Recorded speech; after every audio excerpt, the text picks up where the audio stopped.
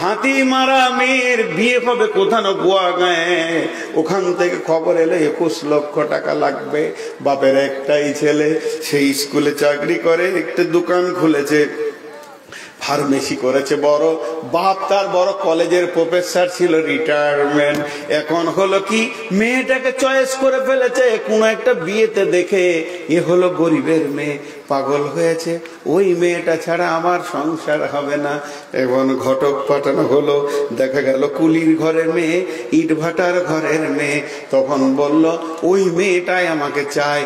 মেয়ের বাপ বলল দেখো আমার একটা ছেলে, সর্বস্ব গাড়ি বাড়ি, এত বড় বিজনেস, আমার রিটায়ারমেন্ট, মাসে 70,000 টাকা পায়, সমস্ত আমার ছেলে মালিক, বেশি লাগবে না, 10 লক্ষ নগদ লাগবে।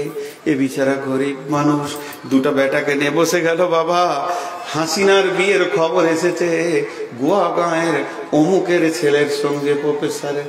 দুই ভাই অবাক, দিনের বেলায় আসমানের চাঁদ দেখছে, আমার বোন ওই ঘরে ঢুকবে। এবার বলছে মাত্র 10 লাখ লাগবে। দুই ভাইয়ের চোখে চোখে বলছে আব্বাকে কিছু বলিস না, যদি একবার বলি আব্বা ওই ঘরে দিও না, আমরা সামলাতে পারবো না, হাসিনা চিরদিন দুঃখ পেয়ে যাবে। বড় ঘরে বিয়ে হয়েছিল, ভাই হতে দেয়নি। বাপকে বললো আব্বা বিয়ে দিয়ে দেন। বাপ রেডি হয়ে গেল। ভিটা ছিল 5 কাঠা, 3 কাঠা বিক্রি করে দিয়ে ঘরটা ছোট করে নিল। দুটো দুধের গাভী ছিল, সেটাও বিক্রি হয়ে গেল। মাঠের 3 বিঘে জমি আর খুঁজে পাওয়া যাচ্ছে না, সেটাও ধুলিস্যাৎ হয়ে গেছে। নাই তো ঘরে সব জিরো। মা এখনো বয়স বেশি হয়নি, মাত্র 38 বয়স চলছে, 40-এর ঘরে ঢুকেনি। নাকের কানের গলার যা ছিল খুলে সমস্ত কিছু জরিনাকে দিয়ে দিল, খাদিজাকে দিয়ে দিল। সর্বস্বকে ওর ঘরে ঢুকতে গিয়ে এই ঘরটা একদম জিরোতে দাঁড়িয়ে গেল। শুধু জিরোতে নয়, বাপ ইটের ভাটার কুলি হতে গেল। ছোট ভাইটা কোন রকম ছিঁড়া কাপড় পরে ঈদের নামাজ পড়ছে। বাকি দুটি ভাই দেখলো এই ঘরে আর শান্তি ফেরানো যাবে না, দুইজনেই যুক্তি করে চলে গেল কেরল, সেখানে চেন্নাই কুলি খাটতে চলে গেল। ঘরটা পুরো জিরোতে জিরো দাঁড়িয়ে গেল। এবার ঈদের দিন নতুন জামাই এসে গালমোটা করে বসে আছে। 30,000 টাকা না দিলে জামাইয়ের ঈদের মন ভরবে না। সেটাও বিচারা ঋণ করে নিয়ে এলো ইট ভাটা থেকে। মালিককে বললো ভাই পা দুটি জড়িয়ে ধরছি, 6 মাস তোমার গোলামি করে শোধ করে দিব, 30,000 টাকা দাও। বাঁদরের বাচ্চা, কুত্তার বাচ্চাকে সেই টাকাটা হাতে দিল। এবার দেখছে বাপ ঈদের নামাজ পড়তে যেতে ছেঁড়া লুঙ্গি পরে, মেয়ে দুই নয়নে অঝর নয়নে কাঁদতে শুরু করলো। আজকে ঈদের দিনে আমার বাপ ছেঁড়া লুঙ্গি পরে যাচ্ছে। এমন সময় খাদিজা বলে ফেলল আব্বা লুঙ্গিটা চেঞ্জ করা যায় নাকি? মুচকি হেসে দেখলো মেয়ে আমার কষ্ট পাবে, বুঝতে দিব না। মুচকি হেসে বললো মা, মেয়েকে বলছে লুঙ্গিটা নতুন রে মা, ভাটাতে খালি একটু ট্রাক্টরে গায়ে লেগে গেছিল তাই ছিঁড়ে গেছে। মেয়ে তো বুঝে নিল বাপের অবস্থা বড় খারাপ। এদিকে মায়ের দিকে তাকিয়ে মনে হচ্ছে কোন পুরুষের স্বামী মারা গেছে, বিধবা মেয়ে বসে আছে, না আছে গলায় না আছে কানে। মা ওই অবস্থায় রয়েছে, মাথার উপরে এখনো 3 লক্ষ টাকা ঋণ, 3টে কুলি 3 দিকে খাচ্ছে। এই অবস্থায় গুন্ডার বাচ্চা শ্বশুর ঘরে বুট আর কোট পরে মচমচ করে হাঁটছে। জানে না, একবারও ভাবে না যে এই বংশটাকে আমি ডাকাতি করে নিয়ে চলে গেছি। জানে না আমি ডাকাতের বাচ্চা, ডাকাত বংশটাকে আমি একদম নিঃস্ব জিরোতে বানিয়ে দিয়েছি। কুত্তার বাচ্চার খবর নাই যে আজকে আমার শ্বশুর শাশুড়ি রাতে ঘুমাই না, প্রতিদিন 4 লক্ষর অঙ্ক করে, কেমন করে শোধ করব। এরপরে ছোট ভাইটা ছিঁড়া কাপড় পরে ঈদের দিনে ঘুরছে। ফরিদা তার হাতটা ধরে নিল, নিয়ে গিয়ে বাথরুমের ভিতরে ভরে দরজাটা লাগিয়ে বলছে ভাই কালকে কি দিয়ে ভাত খেয়েছিলি? ভাত, আলু আর ভাত, একদিন ডাল আর ভাত, মাছ আর দিয়েছিল। এই করে চলছে বোন। তখন বলছে মাছ মাংস কি আব্বা কিনে না? একবার বাচ্চা ছেলে সত্য কথা বলে দিল, বুবু সেই তোমার বিয়েতে মাংস খেয়েছি, আর মাংস আব্বা কিনতে পারে না। তখন মেয়েটা পায়খানার ভিতরে বাথরুমের ভিতরে অঝর নয়নে কাঁদছে, আর ওই উর্মি দিয়ে চোখ মুছছে, আর বুকটাকে পাষাণ করছে। কুত্তার বাচ্চা চল তোকে গিয়ে একবার দেখবো। এরপরে যেদিন শ্বশুর বাড়ি গেল, শ্বশুর ডাকছে বেটা, বৌমা কয়, বলছে কুত্তার বাচ্চা আমার সামনে দাঁড়াবি না। কেন কেন এত বড় কত শ্বশুরকে বৌমা হয়ে বলে আমার বাপ ছিঁড়ো লুঙ্গিতে ঈদ করবে, তোর বাপের প্রতিদিন 3খানা লুঙ্গি আমাকে সাফ করে রোদে মেলতে হবে, তারে দিতে হবে, এটা আমি পারবো না। তুই তোর বাপকে বুঝেলে আমি গরিব হয়ে গেছি, আমার জীবন যৌবনকে বিক্রি করে দিয়ে এইখানে এসেছিলাম, আমার বাপের 21 লাখ টাকা বুঝিয়ে দে, 13 লাখ টাকা বুঝিয়ে দে, আর তোর ঘরে সংসার করব না, আমি নিজের বাপের ঘরে গিয়ে ডাল ভাত করে থাকবো। কি জীবন কি যৌবন দিয়েছিল, আমি কি কলঙ্কিনী জন্মিয়েছিলাম বংশে, আমি কি ক্যান্সার জন্মিয়েছিলাম। আজকালকার মেয়েরা শিক্ষিতা, তাদের ব্রেন অঙ্ক করে, তাদের ব্রেন যোগ বিয়োগ করে, আমাকে কোন অবস্থায় রেখেছে, আমার বাপকে মাকে কোন অবস্থায় রেখেছে। এই বংশ ডাকাতের বংশ, এটা আমার বাপের বিয়াই বংশ নয়, এরা গুন্ডার বংশ, এরা বুকে ছুরি মারতে পারে, মানুষকে পথে বসাতে পারে। এই জন্য মেয়েরা আজকে শ্বশুরকে ভালো করে কথা বলে না, শাশুড়ির দিকে তাকালে বাঘের গর্জনে তাকায়। একটা কাল ছিল মেয়েরা ভাবতো যে আমার শাশুড়ি কেমন হবে বিয়ে হওয়ার পর, আর এখনকার শাশুড়িরা ভাবে বিয়ে হলে আমার বউটা কেমন হবে, ভাত দিবে কি দিবে না। কেন দেবে তোমাকে? তার আগে তুমি ওর বাপকে মাকে ঘায়েল করে দিয়েছো। তুমি তো সন্ধ্যার ভাত, তুমি তো খুশির ভাত পাওয়ার হক রাখো না। এই চলছে প্রত্যেকটা দাম্পত্য জীবনে। আজ কোন এসে মানুষকে অশান্তির সমুদ্রে ভাসিয়ে দিয়েছে, কোনদিন মানুষকে শান্তি দিতে পারেনি। একবার জোরে বলেন ঠিক না ভুল? এটাই সমাজের ক্যান্সার। মুঝে মঞ্জুর নেই কি আপনি শিকায়ত কে করু। নিজের ঘরের কথা বলার আমার ইচ্ছা ছিল না, বাধ্য হয়ে বলছি। 27 বছর বিয়ে হয়েছে আমার, 27 বছর। এখনো শ্বশুর বাড়ির মাটিতে পা দিলে মনে হয় 3 দিন আগে বিয়ে করেছি ওদের বেটিকে। কেন?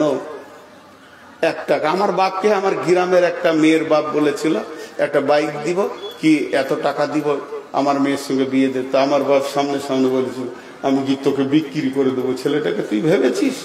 ভাগ। আমার বাপ 4টা বেটার বিয়ে দিয়েছে, 4 আনা পয়সা জানে না, বরং বউদেরকে মাল দিয়ে দিয়ে নিয়ে এসছে।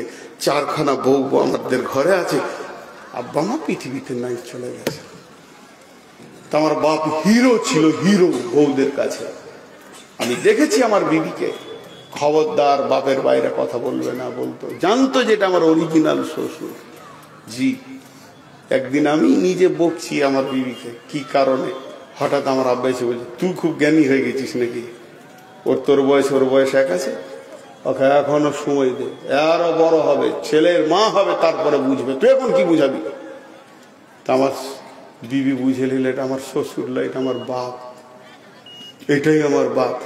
ও গিয়ে ওর নিজের বাপকে মানে আমার শ্বশুরকে বলেছে আব্বা আমার শ্বশুর যা করে তুমি তা পারোনি আজ পর্যন্ত, আমাকে মা বলে ডাকে এবং আমার জন্য আমার স্বামীকে বলে। আমি অনেক সুখে আছি। তার কারণটা কি? চেতনা থাকতে হবে মাথায়। আজকে শেষ করে দিয়েছে, এই বিশ্বটাকে জ্বালিয়ে দিয়েছে। শুধু এখনো 2টো আয়াতের তর্জমা করতে গেলে 5 ঘন্টা লাগবে। টোটাল মহিলা এবং পুরুষের দাম্পত্য সমস্যার সমাধানটা বলতে গেলে 3 দিন পর পর জালসা করতে হবে একটা বিষয়ের উপরে, তবে কমপ্লিট করা যাবে। মায়েরা আমার, বোনেরা আমার, আপনারা শ্বশুর শাশুড়িদেরকে ভালোবাসতে শিখেন। আর আপনাদের কাছে জোরহাত করে বলছি, যারা বিয়ে করেননি এই পর্যন্ত, খবরদার ওই দিকে পা দিয়েন না। আল্লাহ আপনাকে কোন দিক থেকে বরকত দিয়ে দেবে। বিবি হলো বরকতের সম্পদ। বাড়িতে যদি অভাব চলে তাড়াতাড়ি বিয়ে করে নিতে হবে। আর এখনকার ছেলেদের ভুল ধারণা, বলছে আগে নিজের পায়ে দাঁড়াই তারপর বিয়ে করবো। তুই কুমড়া পচা হয়ে পচে যাবে। বিয়ে উত্তাল বয়সে করতে হবে। বিবি হচ্ছে সংসারের বরকত, বিশ্বনবী বলছেন। ওই অপেক্ষা না করে বিয়ে করতে হবে। তো যাই হোক, আমি আপনাদের সামনে আজকে টোটাল বক্তব্য দাম্পত্য জীবনের স্বামী স্ত্রী সম্পর্কে রাখলাম। এগুলো যেন আমাদেরকে শোনা বলার থেকে বেশি করে আমল করা তৌফিক দান করেন আল্লাহ। এখন আমার আবদার, আমি 1000 টাকা করে 5 জনের কাছে নেব। বেশি লোক নাই, কেউ আছেন 1000 টাকা? আজ না দেন কাল দেবেন, কাল না দেন পরশু দেবেন। কোন আল্লাহর গোলাম আছেন 1000 টাকা দেনে বলা? এখানে কোন আল্লাহর গোলাম আছেন 1000 টাকা দেনে বলা? একটাও নাই। বেজ্জিতি হয়ে গেলাম লাগছে। এখানে হাতি মারা তো। আচ্ছা, হাতির লাশটা কোথায় আছে দেখে যাবো আজকে। কটা হাতি মেরেছিল এখানকার লোক? কটা মেরেছিল? আমাকে মারবে বলছে, দেখি বলে আমাকে হাতি বলছে আবার। হাতি মারা, আর একটা দে। নাই? আর নাই? আচ্ছা ঠিক আছে, নাই তা জবরদস্তি নেই। 2 জন হলো, আর কেউ আছেন?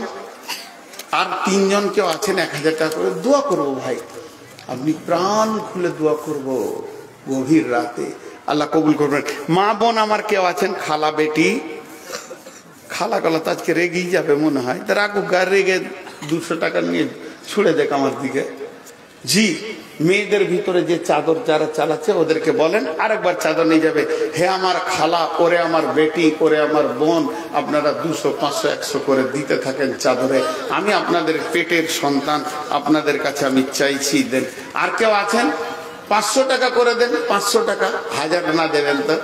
জি, 500 টাকা করে দেন। জি, আরে দাঁড়িয়েছে ভিতরে যান, মা বোনরা দেবে ইনশাআল্লাহ। গেটে দাঁড়ান, গেটে, একদম মেন গেটে দাঁড়ান, ওরা যেদিকে বের হবে। 500 টাকা আর কেউ দেনেওয়ালা আছেন ভাই আমার? 2 মিনিট দেখবো আপনাদেরকে, কেউ আছেন আল্লাহর গোলাম 500 টাকা দেনেওয়ালা? মাশাআল্লাহ, দেখেন 1000 টাকা দিয়েছে। আর কেউ আছেন? আল্লাহ যারা দান করছে আল্লাহ তাদের দানগুলো কবুল করো, আল্লাহ এদেরকে তুমি ক্ষমা করো, এদেরকে তুমি মাফ করো, রুজি রোজগারে তুমি বরকত দাও, যে নিয়তে দান করছে নিয়তকে তুমি পুরা করে দাও। সুস্থ সুস্বাস্থ্য দাও, দুনিয়াতে রোগ বালাই থেকে দাও।